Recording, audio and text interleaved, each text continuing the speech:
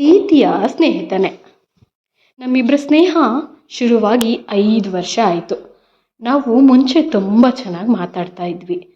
ಅದೇನೋ ಅಂತಾರಲ್ಲ, ಸ್ನೇಹ ಮೊದಲು ಇದ್ದಾಗ ತುಂಬ ಚೆನ್ನಾಗಿರುತ್ತಂತೆ, ಆದರೆ ಬರ್ತಾ ಬರ್ತಾ ಆ ಟೈಮ್ ಕೊಡೋಕ್ಕಾಗಲ್ವಂತೆ. ಹಾಗೆ ನೀನು ಸಹ ನಡ್ಕೊಳ್ತಿದ್ಯಾ.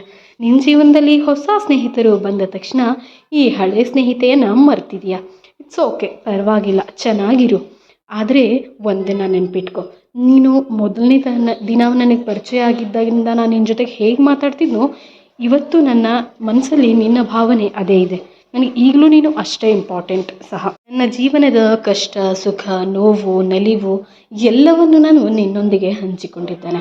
ನನ್ನ ಕೆಟ್ಟ ಸಮಯದಲ್ಲೂ ನೀನು ನನ್ನ ಜೊತೆಗೆ ನಿಂತು ನನಗೆ ಧೈರ್ಯ ತುಂಬಿದ್ದೀಯಾ.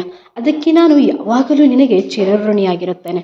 ನೀನು ಕಷ್ಟದಲ್ಲಿದ್ದಾಗಲೂ ನಾನು ನಿನ್ನ ಜೊತೆಗಿದ್ದೆ, ಆದರೆ ನೀನು ಅದನ್ನು ಮರ್ತಿದೀಯಾ. ಇಟ್ಸ್ ಓಕೆ, ಪರವಾಗಿಲ್ಲ. ಮರೀದೇ ಇದ್ದರೂ ನೀನು ನನ್ನ ಸ್ನೇಹಿತನೇ, ಅದು ನಾನು ಯಾವತ್ತೂ ಮರೆಯಲ್ಲ.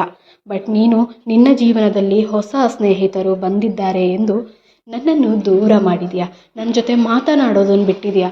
ಇವನ್ ಎಲ್ಲ ಸೋಷಿಯಲ್ ಮೀಡಿಯಾ ಪ್ಲಾಟ್ಫಾರ್ಮಲ್ಲಿ ನನ್ನನ್ನು ಬ್ಲಾಕ್ ಸಹ ಮಾಡಿದ್ಯಾ. ಪರವಾಗಿಲ್ಲ, ನೀನು ಅವ್ರ ಜೊತೆ ಚೆನ್ನಾಗಿರೋ. ನೀನು ಎಲ್ಲೇ ಇದ್ದರೂ ಹೇಗೆ ಇದ್ದರೂ ನೀನು ಖುಷಿಯಾಗಿರಬೇಕು ಅನ್ನೋದೇ ನನ್ನ ಆಸೆಯೇ.